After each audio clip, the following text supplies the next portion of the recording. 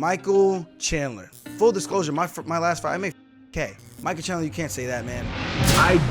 I don't have a problem with the quote unquote fighter pay argument. I think people think that we should make a lot more money because the UFC makes a ton of money on their shows. Well, the UFC's been at it since 1993. Dana White has had 10,000 sleepless nights when most of us fighters are just showing up to practice and going to bed, laying our head on the pillow and getting after it and getting paid a decent wage for what we do. I like Michael Chandler. He's a cool dude. Every time I see him, super cordial, no problems with him whatsoever. But I think it's a little bit different and ill-advised for someone to be saying the things that he's saying that's kind of discrediting all the other fighters out there. Michael Chandler fought for Bellator. He made a shit ton of money for Bellator. He was the world champion Bellator. I think he was also a national champion in the Division I level. So he has all those things going for him. The average fighter comes up, they're not a wrestler. They're not a national champion. They didn't become a Bellator champion. They don't have all those credentials and accolades. They don't come from money. And I'm not saying Michael Chandler comes from money. I don't know anything about his backstory. I don't follow him like that. But he doesn't understand that the situations of the other fighters, clearly he doesn't understand this because he wouldn't have said what he said if he did. The backstories of the other fighters that aren't making the type of money that Michael Chandler is making, and that is the difference. I think once he looks at it from a different perspective, different set of lens, I think he would change what he was saying. But him saying like Dana White had 10,000 sleepless nights, Michael Chandler, you've been competing since you were coming out of the womb, pretty much. What about all your sleepless nights of training, cutting weight? What about all the other fighters training, cutting weight? Like, you can't say all we do is go to the gym, train, sleep and repeat. Some of us have second jobs. I had a second job all the way through my career until my sunset, not even a sunset fight, after I beat Taquinho. After two split decision losses where I thought I was potentially going to lose my job. I have a college degree. I would have been making more money doing that in the early beginnings of my career if I just stuck to that. And I would have been making more money than what I was making from fighting. I came into the UFC at 8-8. 8,000 to win, 8,000 to show. So if I step on the scale, I show up, I step into the octagon, I make $8,000. Before taxes, before expenses, just to get to the fight, travel expenses, all that, food. We're not talking about any of that equipment. We're not talking about any of that included. Then I make another $8,000 if I win. Now, minus pay for coaches, I pay 5% to Ray, 5% to Matt. And I'm talking back then. This is obviously a different tax bracket. Obviously, I'm making way more money now. But now I'm in a different tax bracket. But in the beginning, 8-8, 5% to Ray, 5% to Matt, 10% to the management. Then I pay taxes on whatever is left, what that I keep. I don't have an LLC at this time. I'm a pro fighter just getting to the UFC. Okay. So I don't pay I don't get the benefits of writing off expenses at this point in time in my career. Later on I do, but still at this point, my second fight is 10-10. Third fight is 12-12. My last fight on my contract is 14-14. Now you guys do the math. I would have been making $56K starting in Long Island as a physical education teacher in Long Island. $56,000 for the year plus benefits. Plus a retirement.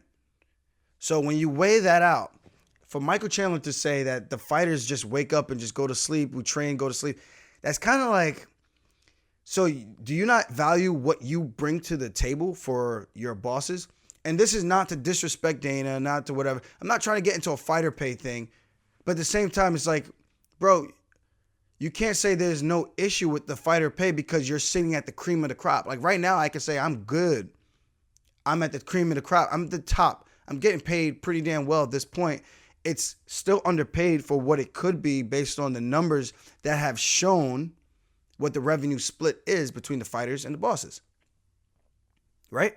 So that's one side of the spectrum.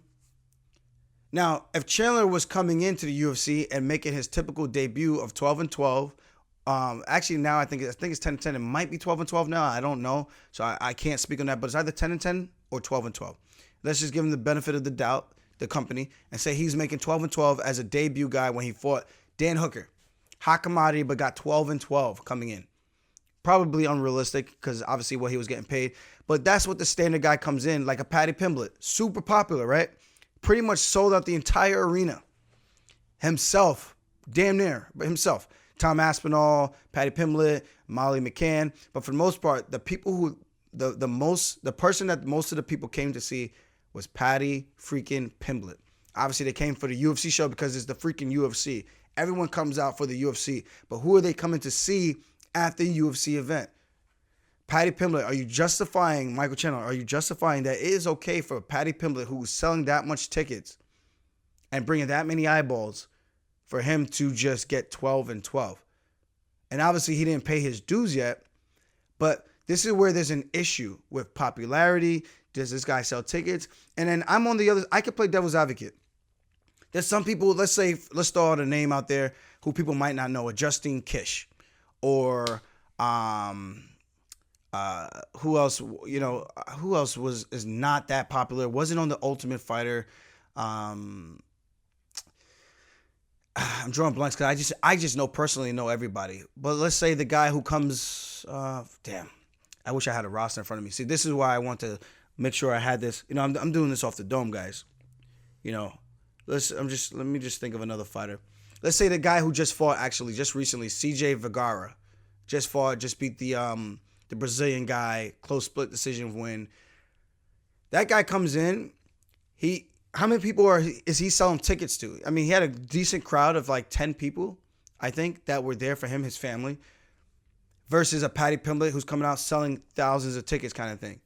So when you start to weigh those pros and cons, I get it. From a UFC standpoint, the marketing standpoint, you can't build a model, at least this is what they tell us kind of thing, by overpaying everybody.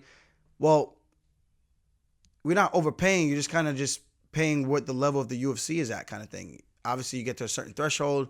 Now, there should be a bottom line minimum of what everyone should get, which should be enough to sustain themselves from not having or needing to work another job.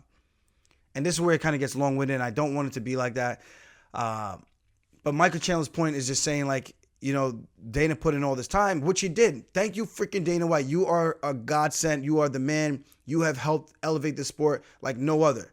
100%. No disputes about that. But now we are in a different time where we are in a different shade of light. The sport is nationally recognized. Dana's always throwing out the numbers of how good and how high we are ranking as the top sport, top growing sport.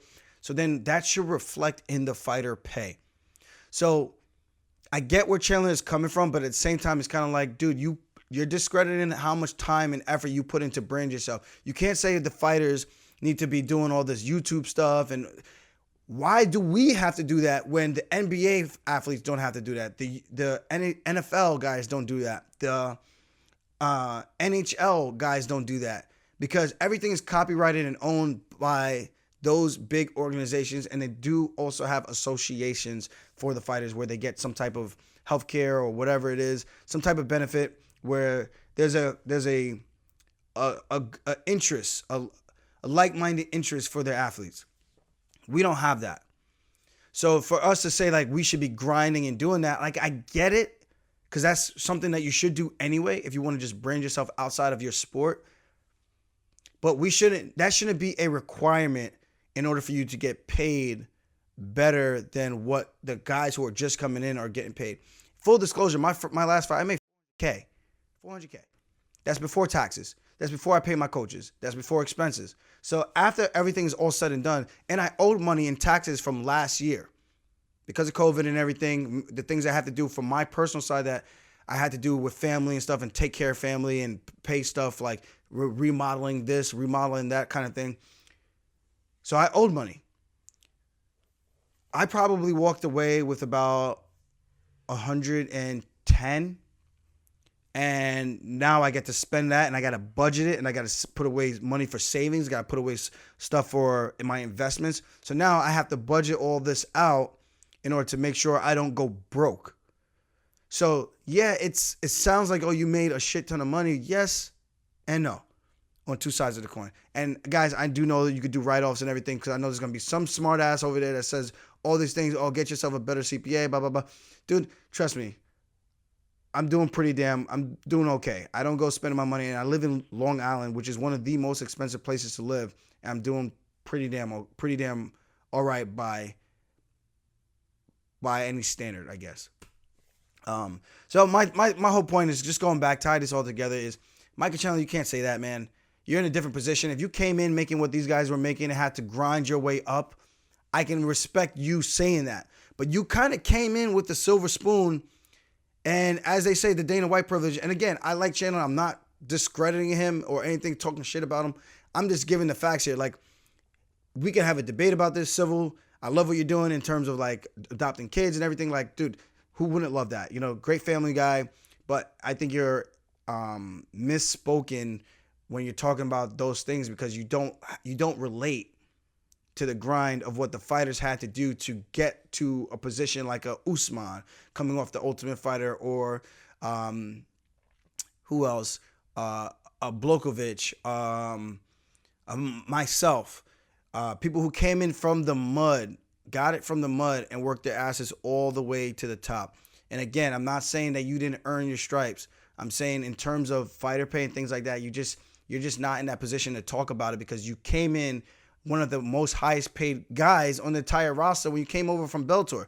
That is not the same as what the guys who come in like a Paddy Pimblett, super popular, probably just as popular as Michael Chandler, and getting paid peanuts. It's freaking peanuts for what he's doing, and the type of, I don't know. This is such an argument that could go so back and forth, depending on who you ask. But at the end of the day, I think, Chandler, you and I could agree that there is more to spread around for the fighters based on the numbers that have been shown and revealed, because it is now a publicly traded company. And I'm not saying the UFC doesn't do a great job of making sure that they are making millionaires, but to say that we couldn't be doing more, couldn't be doing better for the fighters, I think that's an understatement. Or I should say, I think you'd be lying to yourself is probably the better word for that. But it is what it is, man. I think brighter days are going to come eventually. And as of right now, we just need to keep doing what we're doing, keep plugging away, and hopefully those brighter days do come one day.